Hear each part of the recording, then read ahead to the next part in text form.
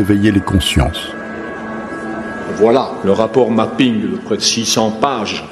Dans ce rapport sont cartographiés, inventoriés plus de 600 massacres qui ont été commis par toutes les parties dans les conflits qu'a connus la RDC. Et le sol de ces territoires est jonché de fosses communes. Il faudrait que ce tribunal puisse aussi un jour se poser sur ce passif.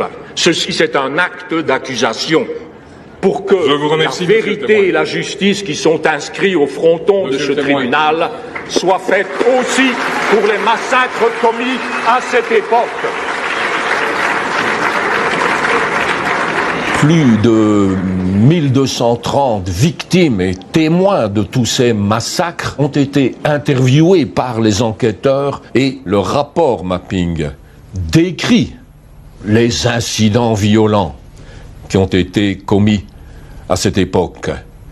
Mais la base de données, elle contient la liste des auteurs présumés de tous ces massacres, de tous ces viols, de tous ces pillages, communiqués par les victimes, par les témoins.